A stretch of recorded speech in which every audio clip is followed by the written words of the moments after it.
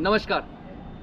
बहुत कमेंट्स आ रहे थे कि एनरूट के ट्रबल शूटिंग या फिर जो है ट्रबल शूटिंग की जो है नॉर्मली जो हमारा स्टाफ जो है प्रॉब्लम्स फेस करता है।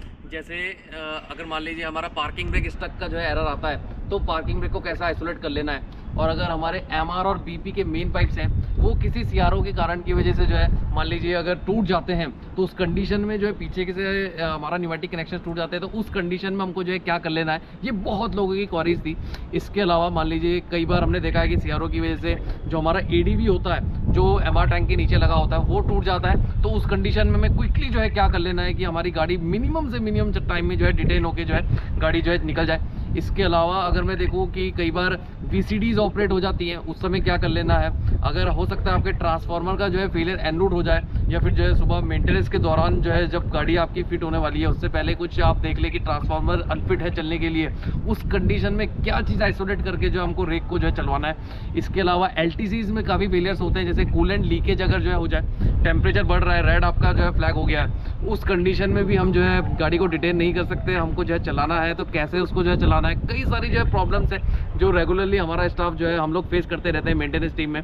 इसके अलावा टीएसएल जो लूप है, ट्रेन सेफ्टी लूप जो है, उसके बाद उसका भी कई बार जो है एरर आ जाता है, किसी भी कारण की वजह से आ सकता है, वो भी रेड हो जाता है। तो उस समय जो कंसर्न्स हैं उसका जो है बहुत मिनिमम सॉल्यूशंस हैं, सब प्रॉब्लम्स के बहुत तरीके के सॉल्यूशंस हैं। तो हम अब जो ट्रबल शूटिंग की सीरीज़ चलेगी इसमें कुछ वीडियोस कुछ पार्ट्स में हम इसको कवर करेंगे। हम कोशिश करेंगे इसी सीरीज़ को जो है लगातार कंटिन्यू करने की। अगर इसके अलावा भी कुछ क्वेश्चंस हैं, आप लोगों की कुछ डाउट्स रहते हैं तो वो आप कमेंट में लिखना चालू कीजिए। इस ट्रबल शूटिंग की वीडियोस में हम यही चीज़ कवर करेंगे। जैसे आज अभी जो है सबसे पहले हम शुरुआत करते हैं, बहुत एक बेसिक चीज़ है, पार्किंग ब्रेक स्टक।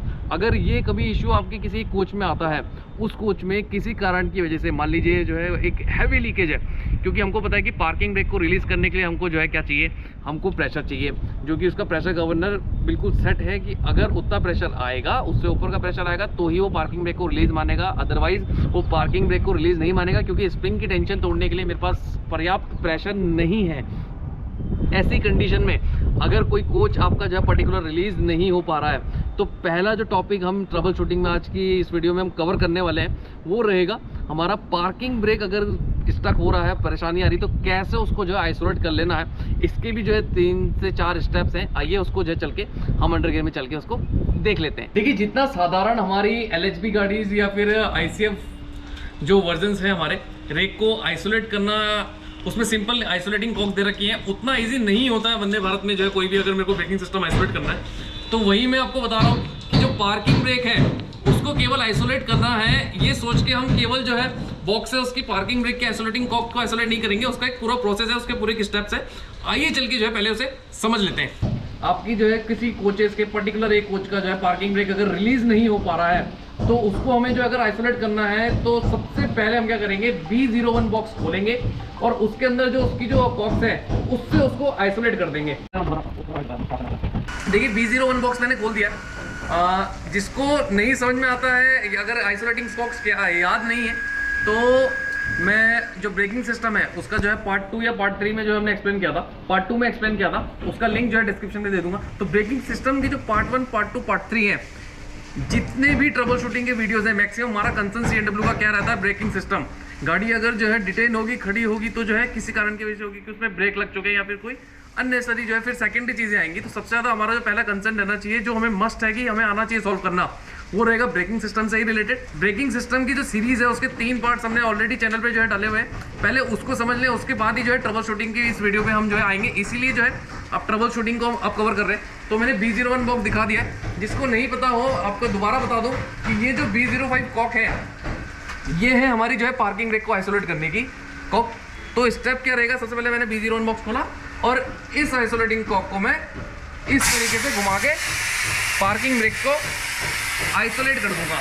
तो पार्किंग ब्रेक को आइसोलेट करने की जो स्टेप्स हैं उसमें सबसे पहले इसके आइसोलेटिंग कॉक को जो है बंद करना है। अभी पार्किंग ब्रेक आइसोलेट नहीं हुए हैं दरअसल, जो क्योंकि जो सिस्टम है उसके साथ जो पूरा इसका एक पैटर्न है कि आपको किस तरीके से ऑपरेट करना है। तो सबसे पहले स्टेप में आपने इसके आइसोलेटिंग कॉक को ऑफ किया। अब जिसको हमने आइसोलेट करना है उस कोच को हम मैनुअली पार्किंग ब्रेक को उसको जो है रिलीज करेंगे।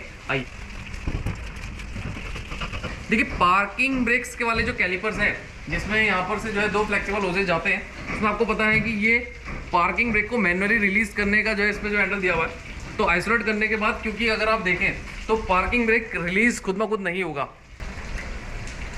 इसको हैंडल को इस तरीके से खींचकर आपको जो है पार्किंग ब्रेक्स को हर एक इसके व्हील से, हर एक एक्सल से जो है, एक एक्सल पे एक ही कैलिपर जो है हमारा पार्किंग ब्रेक वाला होता है, सबको पता है। तो उसको जो है हम इस कोच को रिलीज कर लेंगे इस दूसरे स्टेप में। अब अगले स्टेप में हमको क्या करना है, हमको ऊपर आ जाना है कोच में, ईसीसी पैनल पे आ जाना है और ईसीसी पैनल के अंदर जो पार्किंग ब्रेक की एक एमसीबी यहाँ पे से दी हुई है, तो उस एमसीबी को हमको जो है गिरा देना है।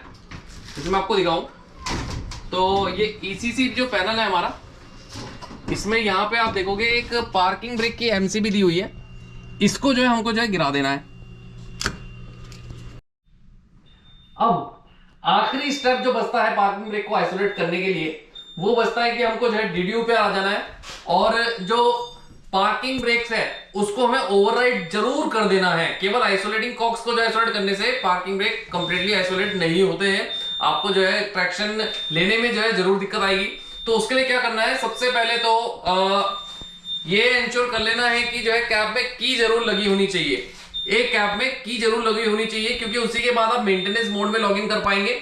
मेंटेनेंस मोड में लॉगिन का यहाँ पे ऑप्शन रहता है, लॉगिन पासवर्ड मैं यहाँ पे शेयर नहीं करूंगा, वो आप जो है मेधा की टीम से जो है ऑलरेडी आपके पास जो है आपको पता होगा, मेंटेनेंस सुपरवाइजर्स के पास, सबके पास जो है इसका पासवर्ड रहते हैं।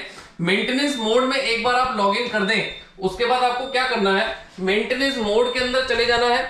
मेंटेनेंस मोड में हमको पता है जो ओवरराइड के ऑप्शंस होते हैं वो सारे के सारे ट्रेन सेटिंग्स के अंदर अवेलेबल रहते हैं।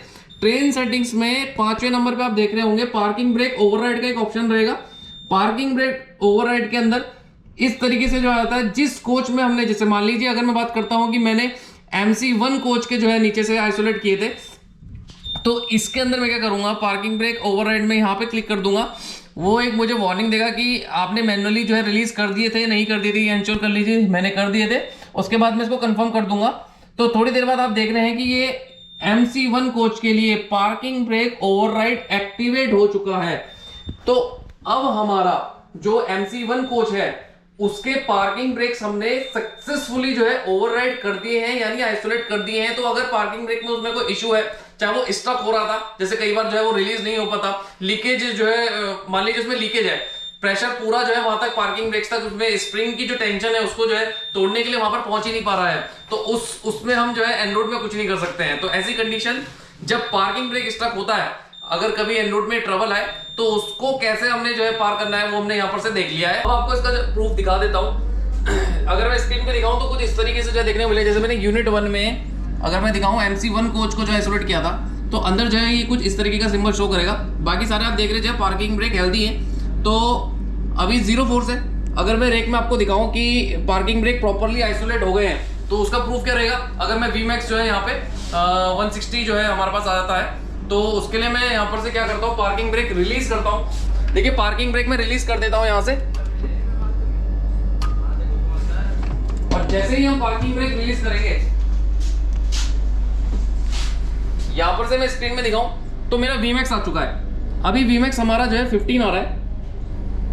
15 इसलिए आ रहा है क्योंकि मैंने जस्ट मेंटेनेंस मोड में इसको जो है लॉगिन अभी किया था आपके सामने, इसलिए Vmax आ रहा है। तो यानी अगर मैं मेंटेनेंस मोड से जो है इसको जो है लॉग आउट करता हूँ, जो पासवर्ड डाल के जो हमने जो एंट्री करी थी, तो उसके बाद ये Vmax 160 आ जाएगा। तो यानी प्रॉपर्ली हमने पार्किंग ब्रेक को आइसोलेट करना सीख लिया है। जैसे अभी मैंने मेंटेनेंस मोड से लॉग आउट कर चुका है, रीसेट आईडी कर दिया, और अगर मैं देखूं यहाँ पर से तो Vmax जो है 160 अब जो है आ चुका है। तो कोई भी कंफ्यूजन नहीं होनी चाहिए, हमने जो है देख लिया कि पार्किंग ब्रेक को हमने कैसा आइसोलेट करना है।